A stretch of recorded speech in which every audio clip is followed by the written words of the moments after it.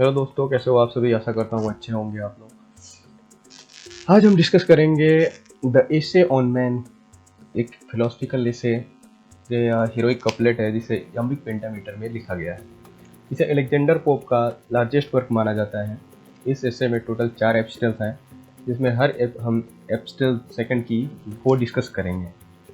Alexander pope के बारे में बात कर लें तो इनका जन्म 1688 में हुआ था और इनकी डेथ जो है 1744 में हुई। अलेक्जेंडर पोप ने द एसे ऑन मैन को 1734 में एक गुमनाम तरीके से इसे पब्लिश कराया था। तो आगे बढ़ने से, पोएम पर आने से पहले हमें ये जानना होगा कि हीरोइक कपलेट क्या होता है। अगर शॉर्ट में बता दूं तो एक ये स्टेंजा फॉर्म है जिसमें 2 लाइंस की राइमिंग होती है और वो राइमिंग जो होती है वो सेम होती है और एक मीनिंगफुल रिस्पॉन्स निकल करके सामने आता है। ये हीरोइक कपलेट भी यम्बिक पेंटामीटर में लिखा जाता है। अब इसमें जो पेंटामीटर में लिखने का मतलब तात्पर्य ये है कि जो इसमें लेंस जो पोएम की लाइंस होती हैं वो सेम होती हैं, और जो सेम से मतलब है कि जो नंबर ऑफ सिलेबल्स होते हैं वो भी सेम होते हैं। तो चलिए फिर शुरू करते हैं हम द एसे ऑन मैन को, एपिस्टल 2 को। Know then thyself presume not God to scan, the proper study of mankind is man।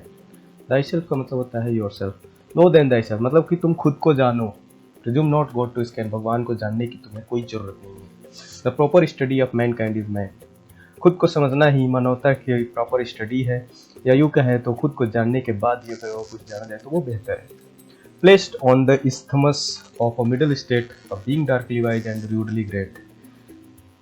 isthmus का मतलब होता है कि किसी दो चीज़ का इंटरलिंक कराना। तो उसी तरह से जो अलेक्जेंडर पोप है अपने पोयम में मानव को जानवर और भगवान के बीच का एक इंटरलिंक मानते हैं, और इसे isthmus of a middle state कहते हैं। Being darkly wise and rudely great, इससे तात्पर्य यहाँ पर ये ऑक्सीमोरोन का यूज हुआ है, एक फिगर्स ऑफ स्पीच है। तो उस हिसाब से मनुष्य के पास पूरी नॉलेज नहीं है, जितनी है वो उसी पर घमंड करता है। With too much knowledge for the skeptic side, with too much weakness for the stoic pride। इंसान को ज़्यादा ज्ञान हो जाता है तो हर चीज़ पर डाउट करता है। ज्ञान हो जाता है, प्रॉपर नॉलेज नहीं होती, लेकिन वो हर चीज़ पर डाउट करता है कि मेरे पास ये ज़्यादा जानकारी होगी तो वो डाउट जाहिर सी बात ही करेगा।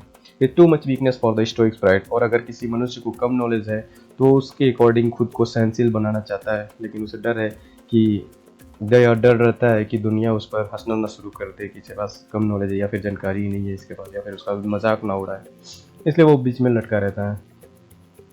मनुष्य जो है वो बीच में लटका हुआ है। तो he hangs between in doubt to act or rest, in doubt to deem himself or god or beast, इसलिए वो बीच में लटका हुआ है कि वो काम करे या फिर आराम करे। जिस मनुष्य को प्रॉपर नॉलेज नहीं होती है वो उन्हें लगता है कि वो अच्छा है या बुरा।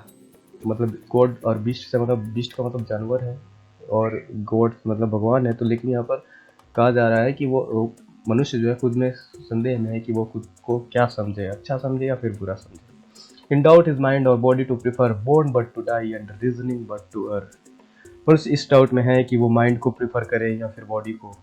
वो कंफ्यूज रहता है कि वो सुपीरियर कौन है इन दोनों में से, माइंड है या फिर बॉडी है। वो सोचता रहता है कि born but to die and reasoning but to earth. वो मनुष्य सोचता रहता है कि मनुष्य ने तो जन्म लिया है मरने के लिए, गलतियाँ करने के लिए। इसे कोई फर्क नहीं पड़ता है कि वो पढ़ा लिखा है या नहीं पढ़ा लिखा है। Alike in ignorance his reason such of with he thinks too little or too much। तो एक समान अज्ञानी लोग जिनके पास प्रॉपर नॉलेज नहीं है उनको अपनी सेल्फ नॉलेज को इम्प्रूव करने की आवश्यकता है। ज्ञान का यूज करना मतलब जो नॉलेज है उसका यूज करना चाहिए, और जो उनके पास अज्ञानता है उसको छोड़ देना चाहिए, चाहे इसके लिए उन्हें थोड़ा सोचना पड़े या फिर ज़्यादा सोचना पड़े। Whether he thinks too little और टू मच, ज़्यादा सोचो या फिर थोड़ा कम सोचो, ये मैटर नहीं करता है। आखिरी स्टेंजा में अलेक्जेंडर पोप कहते हैं, chaos of thought and passion all confuse still by himself abused और डिसअब्यूज्ड। अच्छे विचारों और अपने पैशन में कमी के कारण इंसान कंफ्यूज रहता है और इसके कारण वो खुद को ही धोखा देता है, और कभी कभी वो ये क्लियर भी कर लेता है, ये मन को सांत्वना देता है कि नहीं होगा, ठीक होगा, मतलब इस तरह से। created half to rise and half to fall, great lord of all things, yet a prey to all. जब इंसान को थोड़ी सी सक्सेस मिलती है, हाफ टू राइज थोड़ी सी मिलती है, तो सोचता है कि बहुत कुछ पा लिया मैंने, तो वो बहुत ही प्राउड करने लगता है। लेकिन जब असली सक्सेस जहाँ पानी होती है वहाँ पर वो फेल हो जाता है। Great lord of all things yet a prey to all, मनुष्य को लगता है कि वो बहुत ही शक्तिशाली है, सारी ताकतें उसके पास है, लेकिन उसे नहीं पता है कि अज्ञानता के कारण ही उसका खुद का शिकार होता जा रहा है। सोल जज of truth in endless error hurled, the glory jest and riddle of the world, मनुष्य सच्चाई को जानने वाला बनता है, लेकिन लगातार वो अपनी गलतियों में पड़ा रहता है। यह दुनिया कितनी खूबसूरत है, the glory jest and riddle of the world, ये दुनिया कितनी खूबसूरत है, आलिशान है, ये सब मनुष्य के लिए एक पहेली बनी हुई है, और इसका सीधा सा कारण है कि उसकी अज्ञानता, और जिस वजह से वो बीच में लटका हुआ है और खुद में ही कंफ्यूज है।